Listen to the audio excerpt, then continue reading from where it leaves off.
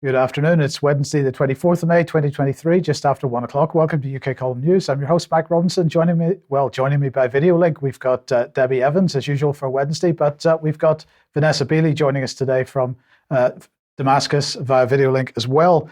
Okay, we're going to get started off today with some excellent news, actually. So Sukrit Bhakti, we talked about this last week, was in court in Germany yesterday over comments he made over COVID-19 and vaccination and so on. If we remember, the two charges that he was facing were, first of all, having incited hatred against a religious group and attacked the human dignity of others by insulting and maliciously disparaging that religious group while acting in concert in a manner likely to disturb the public peace. And secondly, having publicly trivialized an act committed under the rule of National Socialism for the kind described in Section 6(1) of the International Criminal Code, in a manner to disturb public peace. So he was potentially facing a jail term, certainly a large fine, but the court case began yesterday. So let's just look at a little bit of video on this. And quite a number of people appearing to turned up to support him. There was a police presence there, and they're clapping him and his legal team on the way into the court case. So lawyers supporting him arrived at the court case. They argued that the three reasons for the court to drop the case. First of all, prosecution didn't have the full video at the time that it began the court proceedings, so they couldn't see the overall context of the comments that he made. Second of all, they didn't make any effort to receive the entire video, which contained the allegedly anti-Semitic statements. And third, the concerns over the indictment containing Professor Bhakti's private information. So the court case took place over a number of hours yesterday afternoon. We can see inside, we've just seen inside the courtroom and so on. The prosecutor, Silke Fuschinger probably is the correct way to pronounce that, was asking for something in the region of 16,000 euros fine at the end of this. So as it turned out at the end, she was not asking for a custodial sentence. This is the prosecutor herself. But the good news is that, the case was lost, and Professor Bhakti was found not guilty of the charges, as it should have been.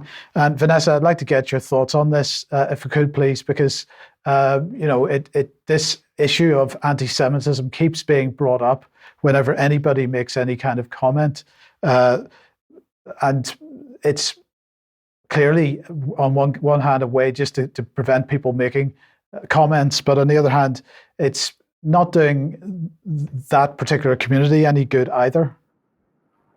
No, I mean, a number of cases have been won recently pushing back against this labeling of anti-Semitism. Of course, it runs parallel with the accusations of being far-right extremists, of course, rather than conspiracy theorists. So it doesn't seem to have as much traction recently as it had, for example, when it was being weaponized against Jeremy Corbyn. Well, indeed, but not just Jeremy Corbyn, other people as well. Yeah, absolutely. So that was fantastic news. Now, in the meantime, of course, yesterday we announced that BBC Verify is a thing, and Mariana Spring was launching that campaign. We showed the video clip, on Monday's news program. Now, she, in her little video clip that we showed on Monday, was talking about a particular newspaper. And of course, although she didn't mention it, she was referring to The Light. The Light newspaper did sit down with Mariana Spring and had a discussion with her. This is as part of her efforts to run a new podcast series we're going to hear about in a second. Now, they have released a couple of little edited excerpts from the full interview. The full interview is online, and we'll provide the link to that in the show notes for this program. But let's just have a look at a minute or so, or a minute and a half of discussion between them and Mariana Spring, beginning with just a quick reminder of what she published on Monday.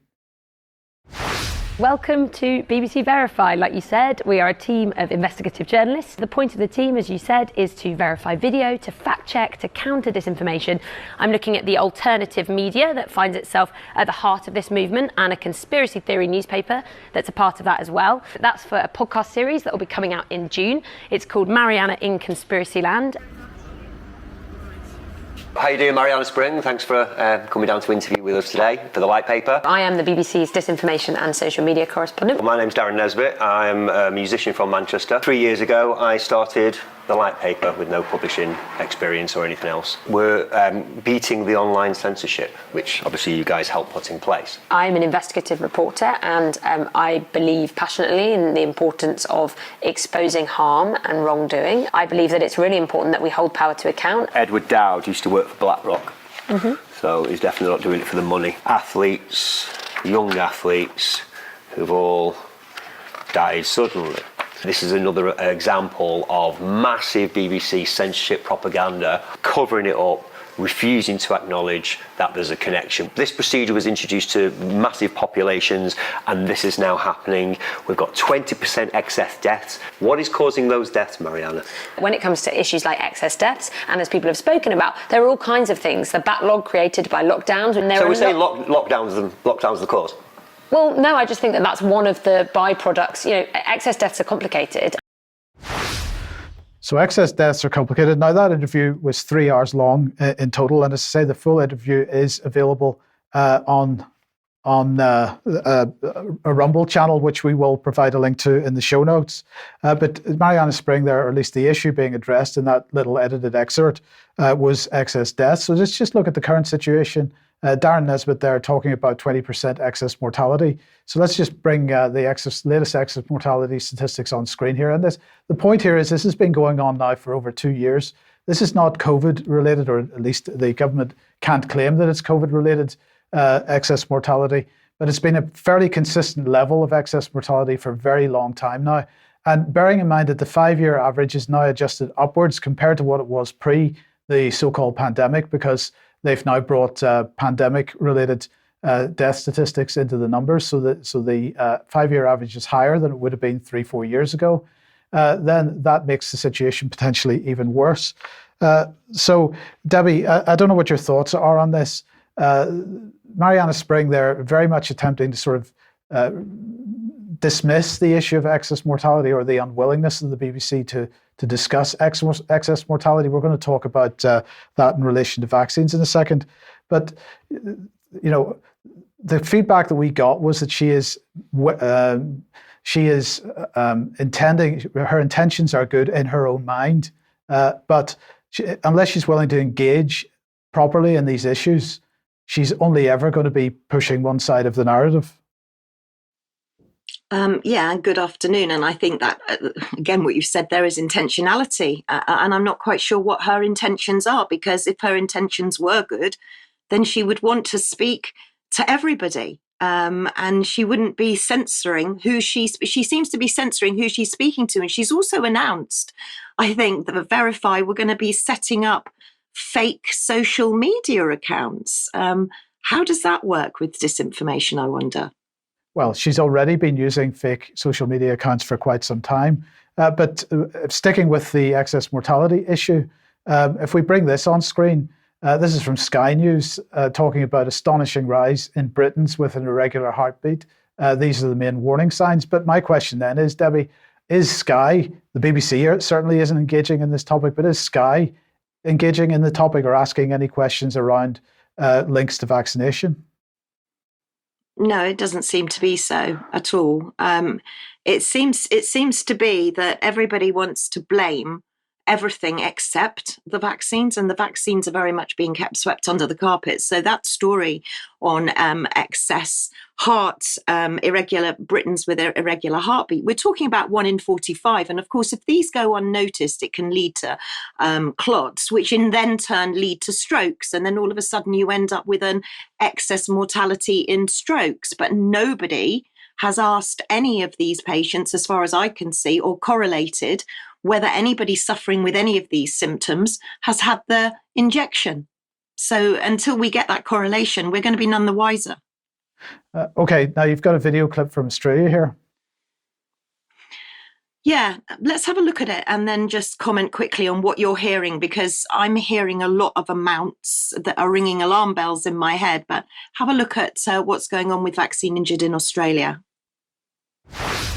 Back on his feet after a harrowing ordeal. All I did was go and take a vaccine. Now Chris Nemeth is fighting for justice. I couldn't walk, I couldn't work. The once healthy 49-year-old became wheelchair-bound after developing a chronic neurological disorder called CIDP.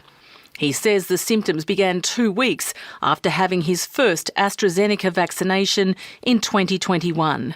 They included headaches, tingling fingers, facial palsy and stolen mobility. I was paralysed completely from the waist down. Mr Nemeth is still unwell and claiming millions of dollars in compensation under the federal government's COVID-19 vaccine claim scheme.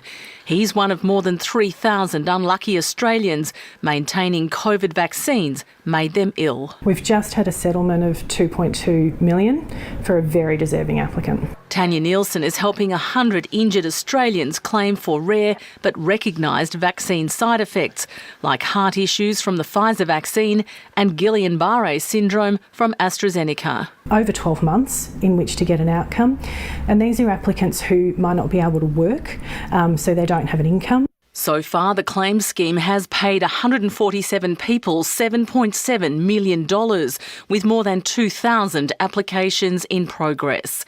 Chris Nemeth wants interim payments and a simpler system. The scheme closes early next year.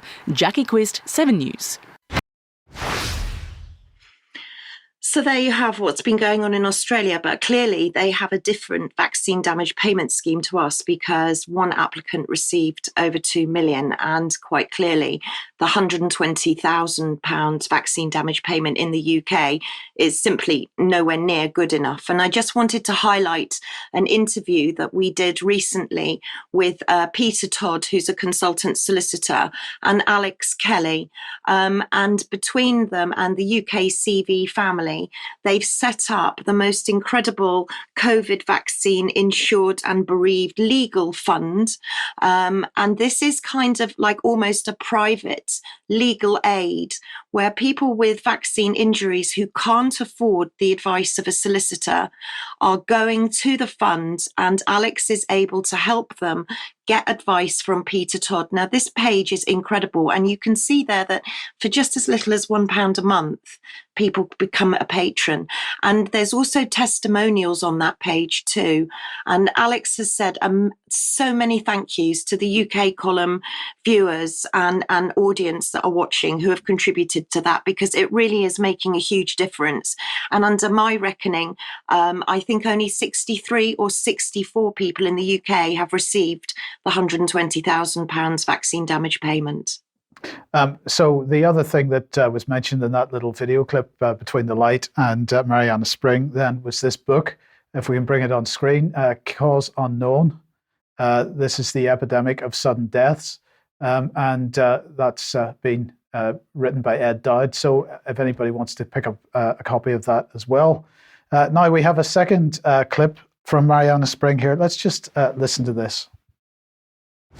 How much money did the Bill Gates Foundation give to the BBC? The BBC News operation is very different from BBC Media Action, which is linked to and has received donations from Bill Gates. When I decide to investigate a story, report on a story, there is no undue pressure, there is no influence, there is no one telling me to look at a story, there's no one telling me that I can't cover something. That's never happened. The kind of suggestion that someone like Bill Gates is kind of pressurizing, is putting pressure on someone, or the money is putting pressure on someone to put pressure on me, that's just not true.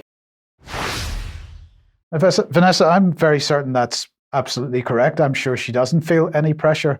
As I said earlier, I'm fairly certain, and the feedback is she absolutely believes in what she's doing. But now, I'd just be interested to get your comment on this, because, of course, you've been on the receiving end of campaigns by other BBC journalists, in inverted commas, who have decided to make things very, very personal for you. So I'm just be interested to know what your thoughts are on that, because I'm pretty sure they believed in what they were doing as well. Well, I'm not sure they do, Mike. I think there's, and I think we have a tendency to cut, particularly when they're young journalists, or journalists in inverted commas like this.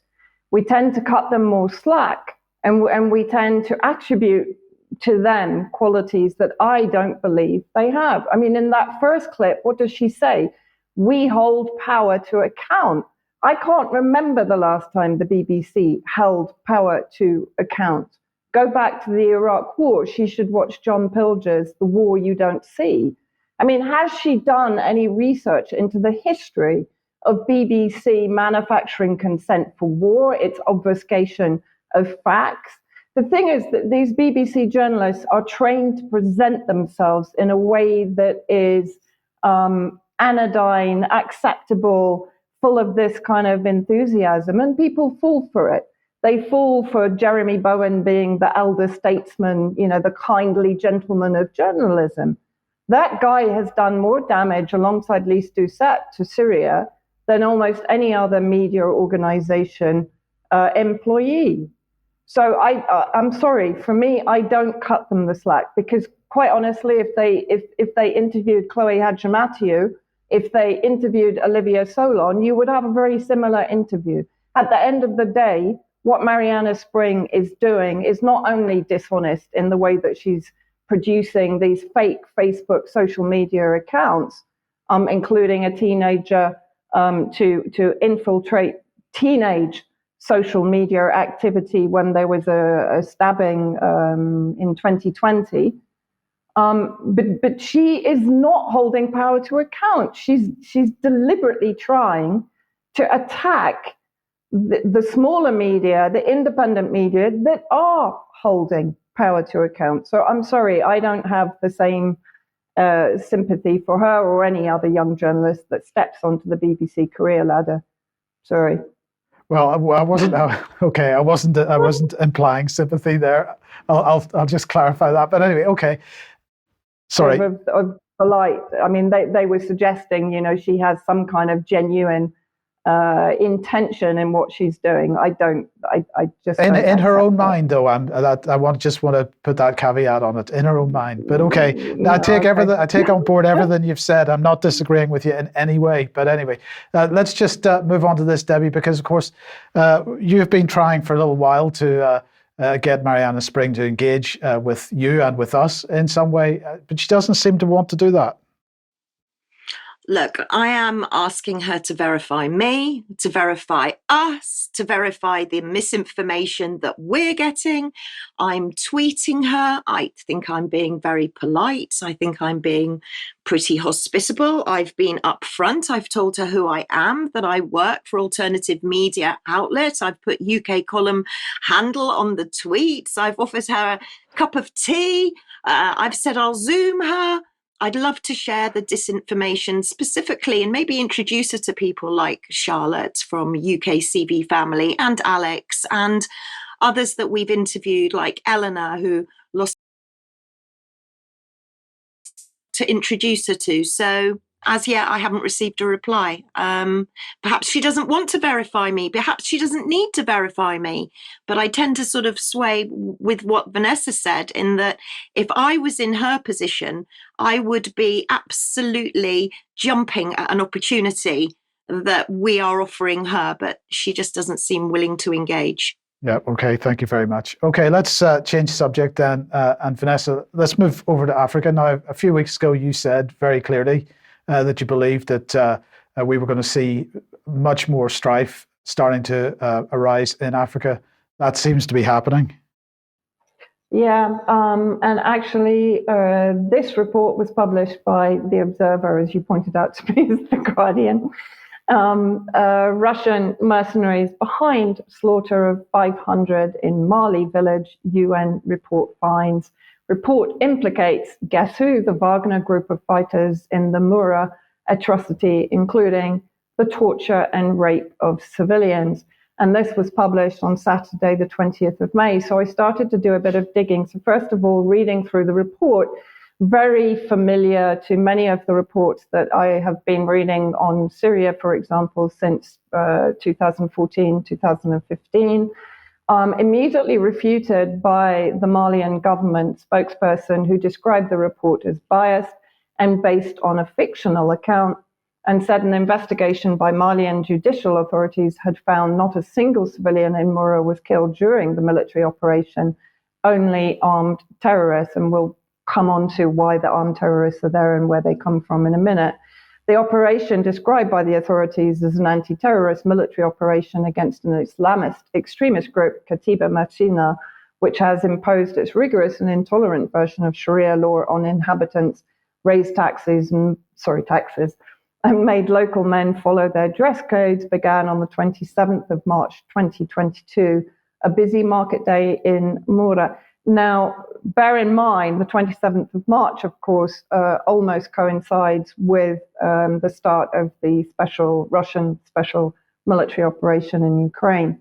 Then we have Amnesty International, Samira Daoud, regional director for West and Central Africa, said what happened in Mura could constitute crimes under international law. Again, all of this is sounding horribly familiar. While the UN notes that around 30 combatants from the armed group were present in Mura on the 27th of March 2022, their presence can in no way justify the extrajudicial executions, rapes, and looting committed by the armed forces against the inhabitants and stallholders trapped by their siege. Now, it's worth bearing in mind here, very similar to the Khan Sheikhoun alleged chemical attack in 2017, the UN did not actually have permission to enter Mura, so they were entirely reliant on open source intelligence and sources, again, very familiar. Analysts have expressed concerns that the recent crisis in Sudan has distracted attention from deepening problems across the Sahel and an unstable belt of desert and grazing running, it should be west actually, from Senegal across the African continent. The zone is afflicted by extreme weather linked to climate change, displacement of millions of people, acute political instability, and growing violence. Analysts fear the conflict in Sudan may lead to a domino effect of state collapse. Well, there you have, in my view, the intention of what is going on inside Africa. And then moving on, the Malian Prime Minister, Choguel Maïga, the report sought to tarnish the reputation of the security forces. State-owned television ORTM reported on Monday. He said that no one would make Malians doubt their army and its rising strength in recent months. Now, at this point, it's worth mentioning that in Mali, the pushback against the French colonial junta, as they call it, began in 2012 with protests against the current government.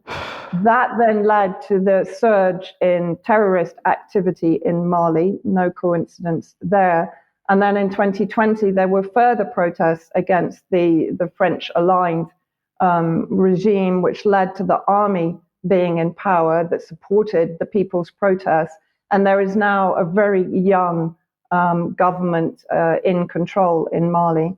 And he also mentioned that Mali has now ordered an espionage probe of the UN, whom it accused of being manipulated by the French junta. And that was simply because of the satellite images that were included in the report. Apparently, the UN didn't get permission to take those photos or to use those photos from the Malian government. Here is a map from, the Critical Threats Project at the American Enterprise Institute, which was drawn up on April the 19th, 2023.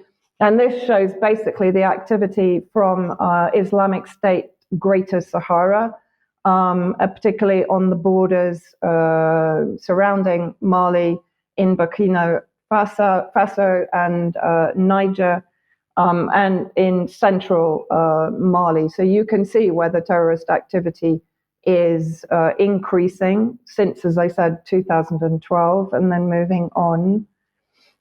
I did actually today or yesterday reach out to a Russian Ministry of Foreign Affairs official to give me a comment on the report or the article in The Guardian.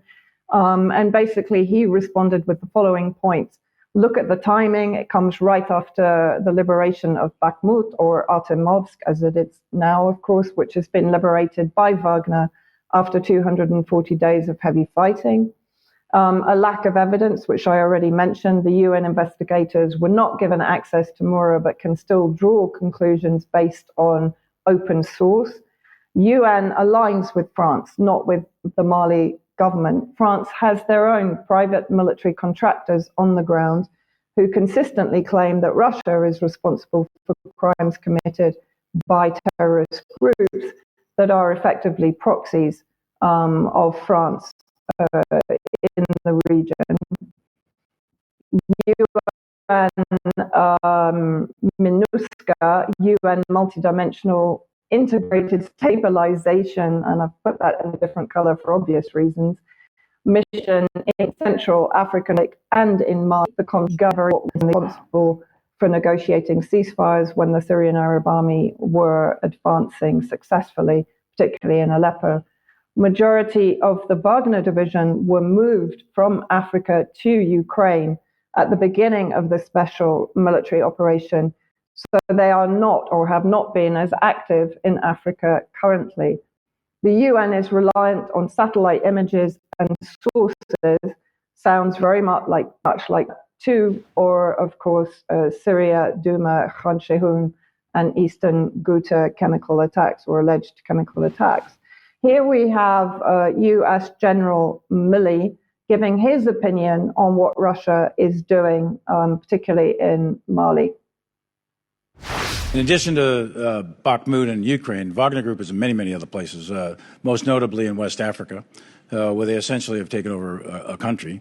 And they've pushed out the French out of, I think it was Mali, and some other places. So the Wagner Group is a very aggressive group. It's led by a very ruthless guy, Prigozhin. He purports to be a businessman, but he's got an incredible criminal background behind him. So this is a dangerous group. They're quite large, they're quite powerful, and they have at least reached throughout parts of Europe and into Africa and maybe some parts of the Middle East. I mean, quite extraordinary, isn't it? It's not as if the US hasn't got its own private military contractors all over the world. Some of them have carried out tremendous atrocities against civilians like Blackwater, etc.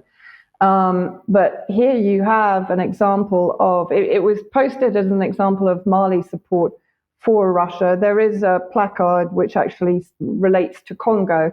But anyway, whether it's Congo or Mali, let's have a look at the support for Russia in Africa.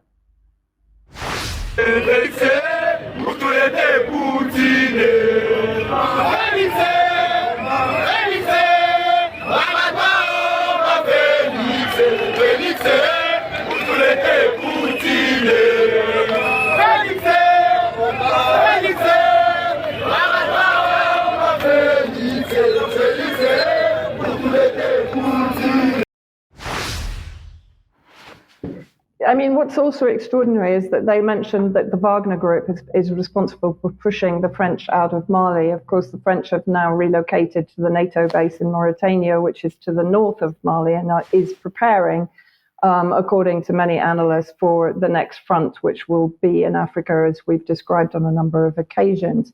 But the extraordinary thing is, of course, they totally don't mention, or they disappear, the Malian resistance against French colonization, which has been growing in strength for more than a decade now. This was an article by Mike Jones in Strategic Culture, PMC, Wagner Group, and the era of French neocolonialism. Britain might be next. And in it, he points out a couple of the most significant and tangible contributions of Wagner to stability and security in the African region is that they help local people and governments to get rid of the parasitic influence of their former masters, in this case, of course, the French, who pumped resources from Africa for their own enrichment. The qualified protection of infrastructure facilities such as oil, gas, ports, and airports by a Russian private military company protects them from terrorist attacks. Protection of food convoys, repulsion of attacks by marauders and provocateurs, training of local security forces, and many other things allow Africans to forget their tragic and painful experience. It is well known that PMC Wagner managed to conduct a rapid and effective counterterrorism operation in the Central African Republic and Mali, simultaneously ridding these countries of military and economic dependence on France. And it must also be said that Africa also speaks out vociferously about their pivot towards the east and away from the traditional colonialists in France, Britain, and the United States. Now, look, Vanessa, I just want to raise this issue here because some people would say, well, of course, the Russians would say this because the Russians, Wagner Group's operating in there and so on. But we've got to remember that there has been millions and millions of pounds of Foreign Office Conflict, Security and Stability Fund money going into this region for years. The Tony Blair Institute is active in this country, and there's been no effective counter-terrorism operation supported by the West at all. And so I've got to ask the question, is that because we are actually behind the terrorism operation in the first place? Absolutely. I mean, this is blueprint. This is exactly what happened in Syria, using terrorists to destabilize target regions. This was an article that appeared in Washington Post regarding the Pentagon leaks. Wagner Group surges in Africa with strategic footholds in 8 nations as US influence fades. Again, I think that is a bit of an exaggeration because it is actually the African nations themselves rising up against Western colonialism because they have an alternative in Russia and China, and that's what the West is actually objecting to. And those Pentagon leaks actually demonstrated that the US was trying to carry out assassinations of leaders in Ukraine and in the Sahel. Now, what I want to look at now also is another report that was published in the last few days by Action on Armed Violence. And this looks at Britain's special forces on service in at least 19 countries since 2011. And again, it's a bit like the Watson Institute on the reverberating effects of the wars since 9/11 on civilian populations. This is a shocking report in the lack of accountability by these armed forces. So this is the executive summary. This analysis of credible English language news reports reveals that Britain's special forces have been deployed operationally in at least 19 countries, regions, or territories, and involved in missions in several others in the past decade, raising questions over the level of transparency and democratic oversight these shadowy units operate under. The UKSF operates distinctively from the rest of the British military, and despite being accountable to the Defence Secretary and Prime Minister, there is no parliamentary oversight or mechanism to conduct retrospective reviews. There have been several controversies, I would say more than several, associated with the UKSF, including assassinations, alleged cover-ups, deniability outsourcing, fighting alongside child soldiers, and friendly fire incidents. Calls have been made for greater transparency and oversight by various MPs and committees. So let's have a quick look at a little bit more. They're actually active in a total of 36 countries when you take into account their training programs and their work in the UK and Northern Ireland. But just moving on also quickly. So first of all, you have a case of deliberate assassination of British citizens fighting in Iraq and Syria. I presume they would have been fighting either for the armed groups or for the Kurdish Contras. Alleged cover-up of killing of innocent Afghan civilians, including children. The outsourcing of UKSF operations to MI6, plausible deniability for kill or capture missions in Yemen. Fighting in Yemen where child soldiers are being exploited, comprising of the SAS, the SBS, the Special Boat Services, SRR, Special Reconnaissance Regiment, and supported by Special Forces Support Group. The UKSF, as it said, operate distinctly from the rest of British military, privileged level of secrecy across all government sectors. Director of Special Forces is only accountable to the Defence Secretary and Prime Minister. And it should be noted that, for example, in 2013, Parliament voted against military intervention in Syria, but the UKSF has been present in Syria since pre-2013. And interesting, they were in Russia in 2014 just as the regime change coup was carried out in Ukraine. So there's quite a lot of interesting information, of course, from a slightly skewed perspective, but well worth reading the report.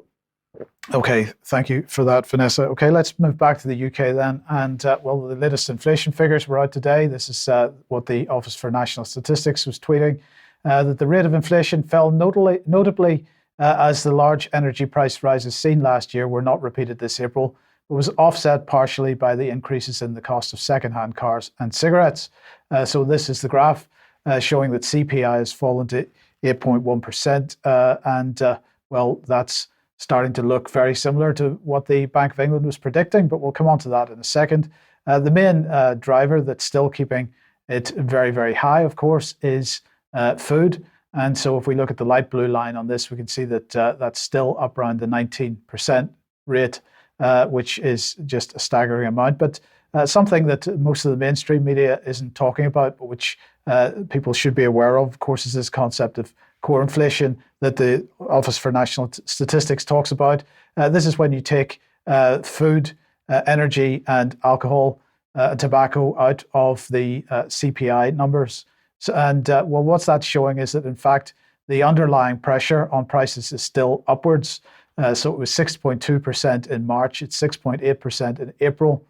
But we don't have to worry because, in general, prices remain substantially higher than they were this time last year, with annual food price inflation near historic highs. But it is coming down, according to the Office for National Statistics. And of course, all the headlines say this is a good thing. But what we've got to keep in mind is, first of all, inflation is, or the inflation figures that the ONS publishes, rather, that reach all the headlines, this number is representative of a rate of change. And so that does not signify, if the inflation figure that they talk about is coming down, that does not signify that prices are coming down. And certainly we're seeing that in food. And although we're seeing prices coming off in energy a little bit, as we'll see in a second, the underlying pressure is still upwards. And of course, as David will undoubtedly talk about a bit more on Monday's programme, this is more related to the money supply than anything else, which is where you need to really go to find out what's going on with inflation. But if we just look at energy for a second, tomorrow the Ofgem is supposed to be announcing a reduction in the energy price cap that will come down, according to Cornwall Insight, as we'll see in a second, by what they believe will be around £450. So that is an announcement we're expecting tomorrow. If we look at the Cornwall Insight press release, they issued their final forecast for the July price cap. And this is what they had to say. They say that despite the cap falling from the sky-high prices of the past 2 years, the figure remains over £1,000 per year more than the price cap level seen prior to the pandemic. We do not currently expect to see bills return to pre-2020 levels before the end of the decade at the earliest.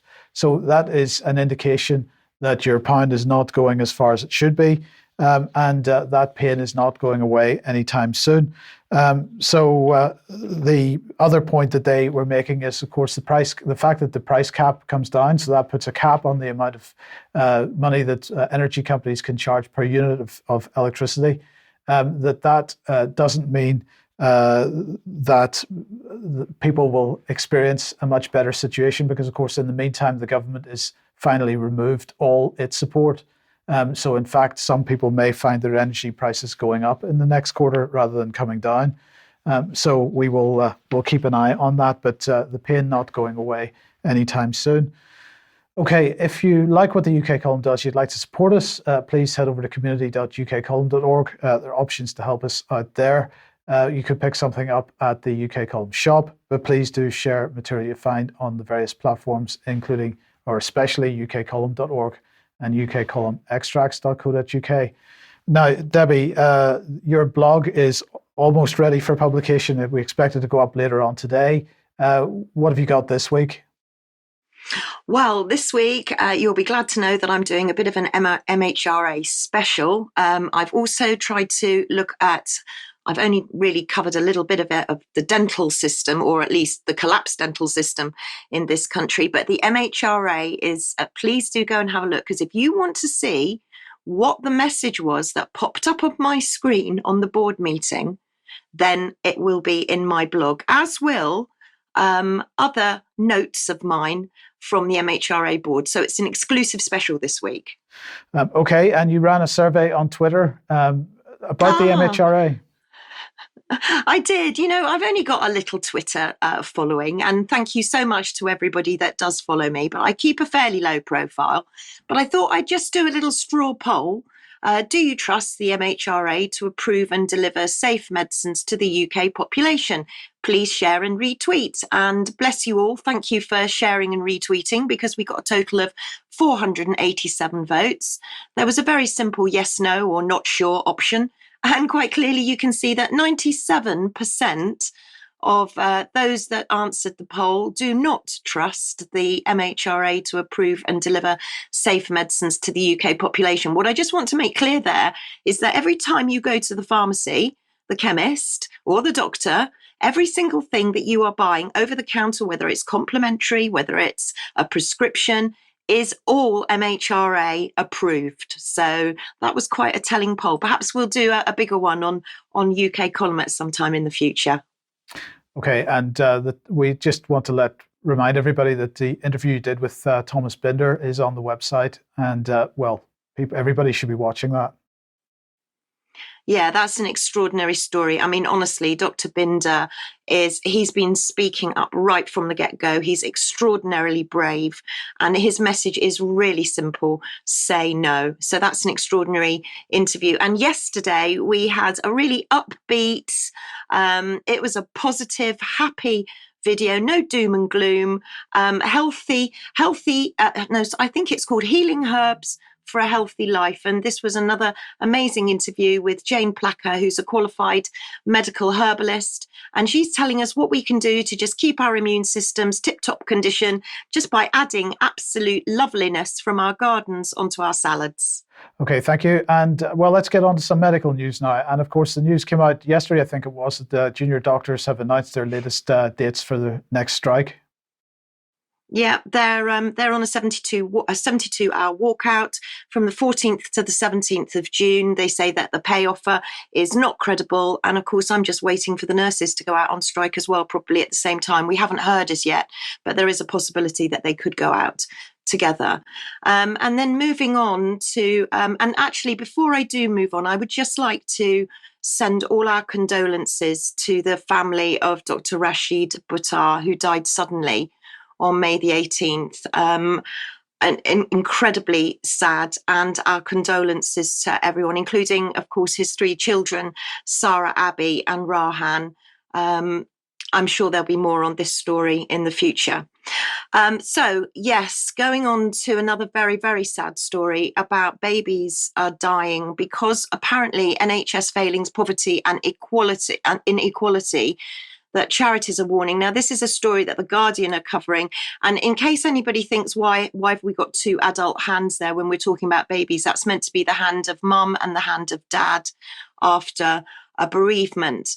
So I'm thinking, yes, we do have an awful lot of failings in our maternity departments at the moment, and there's an awful lot under scrutiny. However, there was another very concerning story that popped up in the Mail Online about one, it was talking about a cluster of babies had been struck down by an unusual infection, and one indeed has died. Now, what I caught on this was in the top right-hand corner, you'll be able to see this. It says 9 of the cases tested positive for a type of enterovirus, which usually carries no symptoms or flu-like symptoms. However, experts are baffled as to what has caused the sudden spike. Health chiefs in Wales are probing the reasons behind the cases and will investigate any further cases that are reported in the coming weeks. So you can see that the symptoms of enterovirus is there on your screen, but it was that word enterovirus that spiked a red flag in my head, because I don't know whether many of you remember, and I'm sure most of you do, the latest exercise from Bill Gates, Catastrophic Contagion, which was conducted in collaboration with Bill and Melinda Gates and the Johns Hopkins. Now, this, I have to say, this is a fictional scenario, okay? So what you see there on the right of your screen, Severe Epidemic Enterovirus Respiratory Syndrome 2025, that is a fictional diagnosis. That's not real. But clearly you can see the word enterovirus there. So I went to have a look at government.uk, enterovirus infections. You can see that it's just been updated there in May. And they talk about enterovirus is a group of viruses that cause a number of infectious illnesses, which are usually mild. However, if they infect the central nervous system, they can cause serious illnesses like meningitis or acute flaccid paralysis. They also highlight the story that we've just mentioned, that a small cluster of neonatal enterovirus, which has caused myocarditis as well, is prevalent at the moment. Now, the next sentence particularly is concerning. The many types of enteroviruses include the viruses that cause polio and hand, foot, and mouth disease. Now, clearly you can see two mentions on that page of acute flaccid paralysis and polio and hand, foot, and mouth disease. So then I just went on to look at the page on gov.uk on acute flaccid paralysis. And you can see there that it says acute flaccid paralysis or myelitis is characterized by rapid onset of weakness of an individual's extremities, often including weakness of the muscles of respiration and swallowing, progressing to maximum severity within 10 days. The term flaccid indicates weakness accompanied by hypoflexia or araflexia in the affected limb or limbs. And in the past, AFP, acute flaccid paralysis, was commonly due to poliovirus infection. Now, I know there are going to be a lot of people that are probably saying, here we go again, viruses don't exist. Let's talk about germ theory, and we'll maybe talk about that a little bit in extra. But what really troubles me is that we clearly have a polio vaccine agenda going on, specifically in London. And indeed, the Hackney Citizen are reporting that this is a very, very real threat. This is an excuse or a reason or something that is being, in my opinion, blown up to encourage parents to jab their children. And as yet, we're seeing babies that are becoming very sick. And are we asking the questions? Are we saying, were their mums vaccinated during pregnancy? Has this got anything to do with the causal effect of the vaccine? And I just want to remind people of the NHS long-term plan, because there was something very worrying in the NHS long-term plan. And you can see it there that the children's palliative end-of-life care budget is going to be doubled. Why? Why would we want to increase and double the children's palliative care budget? Now, more of this can be seen in the article that I wrote, of course, which is an editor's choice, which is about the NHS long-term plan. So I'm very alarmed at this. And equally, I was just as alarmed at another story that the Mail Online are carrying. And this is predominantly a story that's being covered in America. So this isn't the British statistics. This is from the CDC. Child deaths soaring, an alarming 10% of 15-year highs due to pandemic suicides, overdoses, and homicides. Even doctors are warning now that they're seeing suicidal 8-year-olds. So what are we coming to? You know, it's an increase of child deaths and neonatal deaths. It's extremely worrying. And I think it's something that we really need to be keeping our eyes on, because there's a lot of news going on at the moment, and things like this tend to get swept under the carpet. So please keep an eye on this and what's going to be happening possibly in the future. I've seen that the government's been buying incubators, so I'm wondering why or what we could be looking forward to with months coming up ahead. So just keep an eye.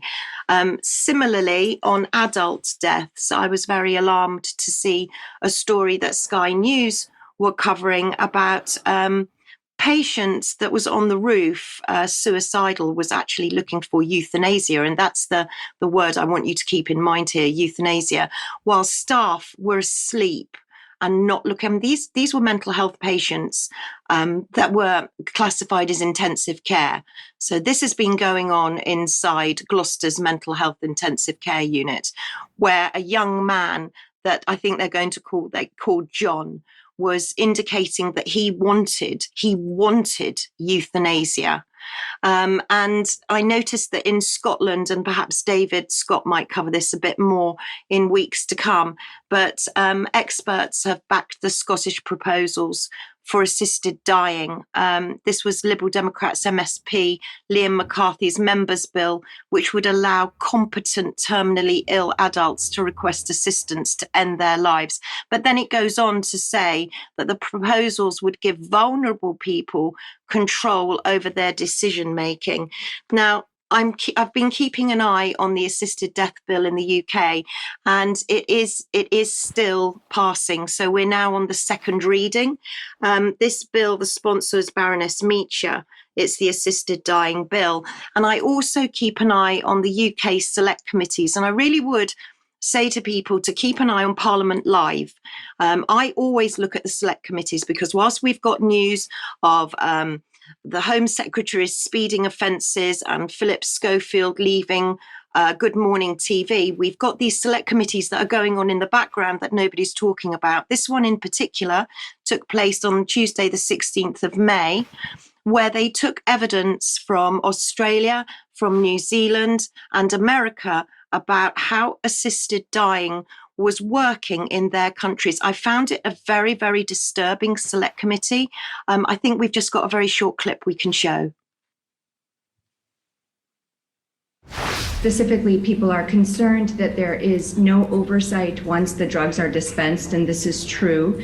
In states that track what happens to the drugs, we find that about 30 to 40% of those drugs are unaccounted for. That is, the prescriptions are written, the drugs are dispensed, but there's no one who is reporting on follow-up.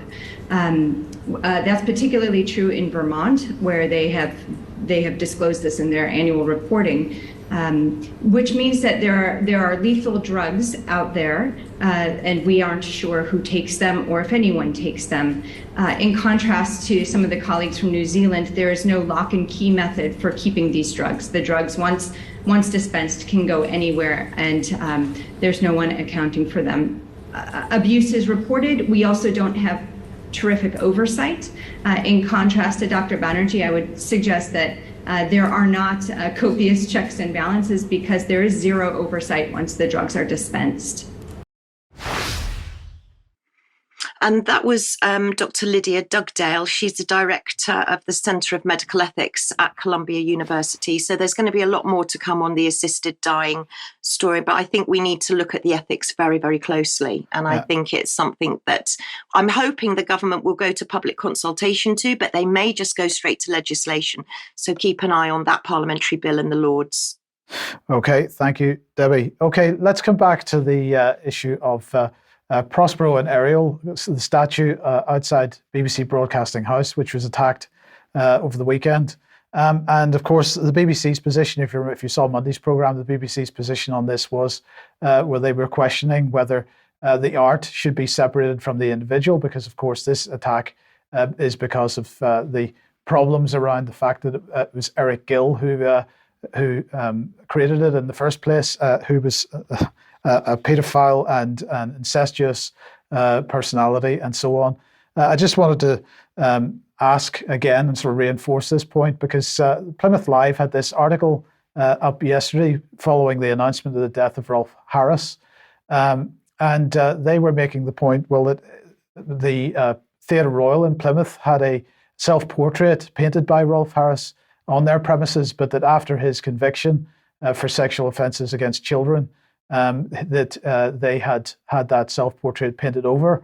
And indeed, Harris's paintings, they said, were very collectible before his fall from grace, but lost all value when he was jailed for 5 years and 9 months after being convicted of 12 assaults which took place between 1968 and 1986. So, Vanessa, I'm going to come back to you at this point, because, as I say, the BBC's position seemed to be that you should be able to separate the person from the art and only consider the art. But here we have yet another example of where Theatre Royal in Plymouth weren't prepared to do that, and they certainly saw the problem with having a Rolf Harris artwork on their premises. And in fact, the wider market saw the problem as well, because the value of his paintings went from quite a lot to nothing overnight as a result of this.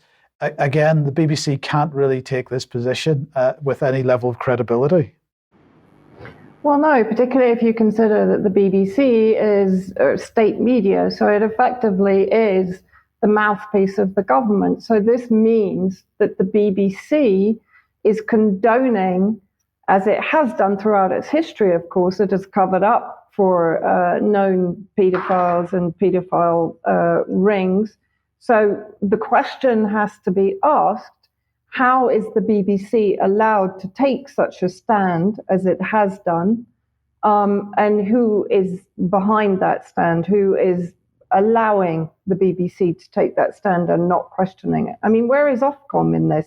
Where are all the ombudsmen that should surely be holding the BBC up to account for this kind of permissibility towards paedophilia? I mean, it's incredible. Yes, it is. Okay, thank you for that. Now, Debbie, transhumanism, we've got a little bit of video here. Now, I believe this is from Russell T. Davies' sort of science fiction series from 2019 or so, but just introduce this for us. Yeah, this is from BBC Years and Years, which they put out in 2019. There was a series of 6 programmes. They were an hour long, and they followed the Lyons family during the time period of 2019 to 2034. Let's have a look at a little bit of it. I just want you to know.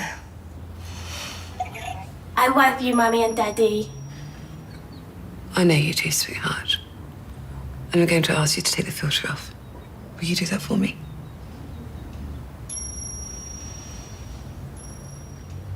I think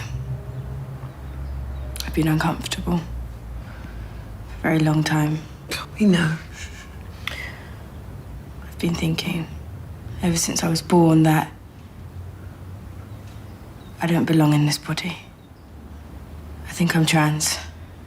Oh, sweetheart. Oh, it's all right, darling. I swear. It really is. Now look at us. We're fine. We're completely fine, aren't we? Yes. And if it turns out that we've got a lovely son instead of a lovely daughter, then we'll be happy. No, I'm not transsexual. Oh. Is that not the word now? But you said trans. What did we call you then? I'm not transsexual. I'm transhuman. Oh, okay. I'm sorry, they keep changing the words. I don't know the difference. I don't want to change sex. No, sure. We say gender now, don't we? I'm sorry. I said I'm not comfortable with my body, so I want to get rid of it. This thing, all the arms and legs and every single bit of it. I don't want to be flesh. I'm really sorry, but I'm going to escape this thing and become digital. What do you mean? They say one day, soon, they'll have clinics in Switzerland where you can go and you'll sign a form and they'll take your brain and download it into the cloud. And your body? Recycled. Into the earth. So you want to kill yourself? I want to live forever. As information, because that's what transhumans are, Mum. Not male or female, better. Where I'm going, there's no life or death, there's only data. I will be data.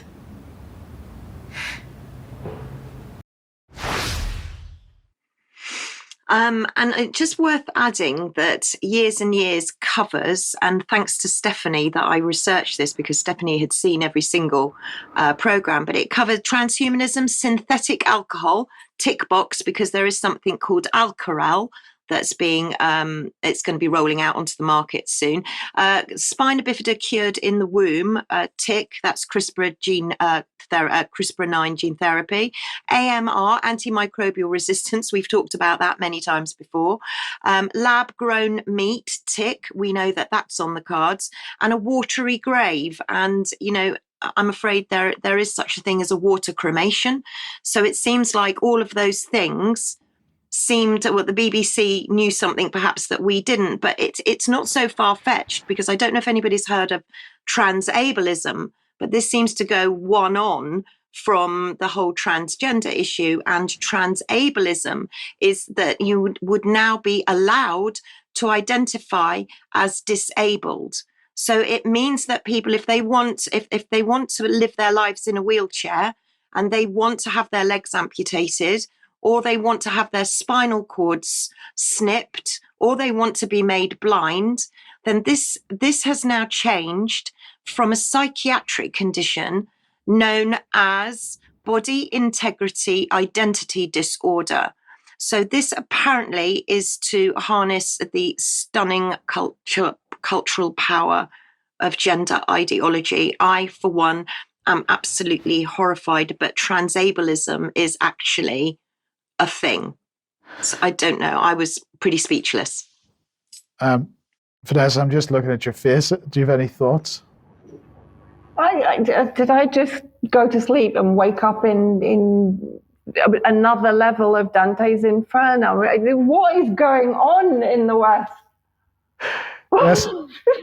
Yes, this is the question. Indeed, we've got to laugh at it because it is just so nuts.